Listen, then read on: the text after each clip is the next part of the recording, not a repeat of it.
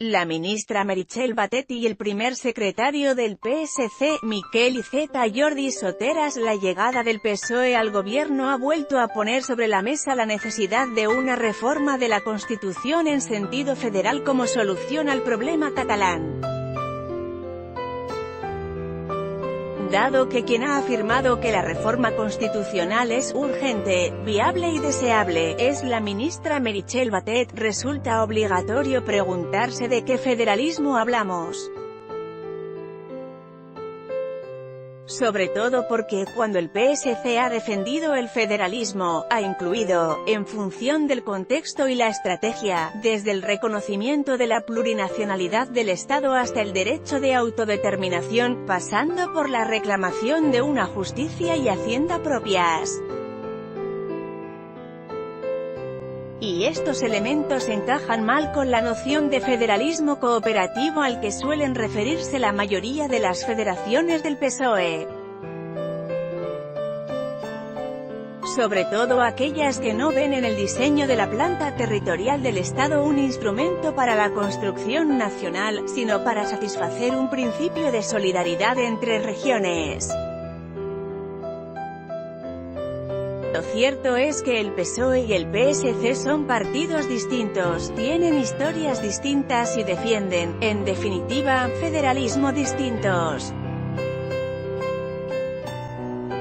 El PSC nunca ha sido la expresión catalana del socialismo español, sino la variante socialista del nacionalismo catalán. Diferencia que se proyecta sobre dos concepciones del federalismo distintas y arraigadas en la historia. La tensión entre ambos federalismos explica la dificultad del PSOE para mantener un discurso coherente ante el nacionalismo. Y parece difícil que esta tensión no vaya a tener protagonismo en el gobierno de Pedro Sánchez. La difícil convivencia entre estos dos socialismos tiene orígenes ideológicos y encuentra su mejor explicación en el libro de Daniel Guerra Sesma Socialismo y Federalismo, 1873 a 1976, KRK, Fundación José Barreiro, 2013. El autor señala con claridad que mientras el primero echa sus raíces en el internacionalismo marxista, el segundo procede de un acercamiento al socialismo del republicanismo federal catalán que procede de Valentí Almirall. Diferencia de origen que ayuda a entender muchas de las discrepancias doctrinales entre ambos socialismos.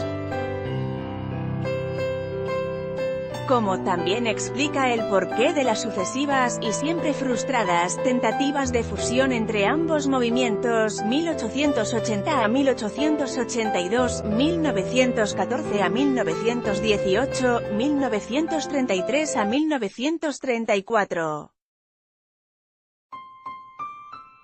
En 1923, los socialistas catalanes fundaron su propio partido como respuesta a estas discrepancias históricas, la Unión Socialista de Cataluña.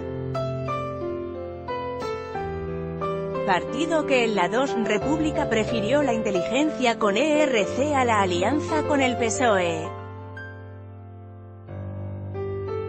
La tensión entre los dos le impide tener un discurso coherente ante el nacionalismo. El Congreso de Montjuïc de 1978 unió a la Federación Catalana del PSOE de Josep M. Triginer con el PSC Congrés de Joan Raventós y el PSC Reagrupament de Josep Payat.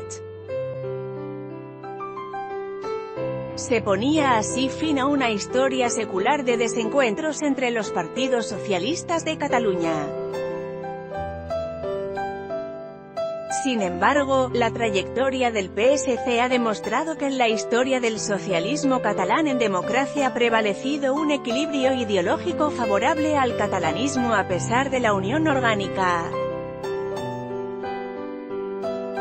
Silenciado, en parte, por el éxito del PSOE de Felipe González en los 80 y hegemónico, finalmente, con la deriva nacionalista protagonizada por Maragall,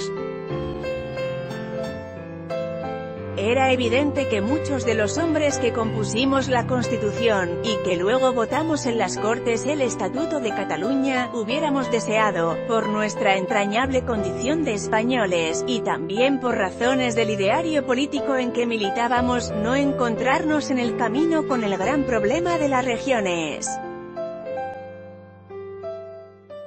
Quien escribió este párrafo en la posguerra no era un furibundo nacionalista español, sino el socialista Luis Jiménez de Asúa en su libro Anécdotas de las Constituyentes. Fue uno de los encargados de defender el rechazo del PSOE a la fórmula federal como principio de ordenación territorial del Estado en la II República. Y sus palabras advertían ya la dificultad del PSOE para articular positivamente socialismo y reivindicaciones nacionalistas. Jorge del Palacio Fuente, El Mundo.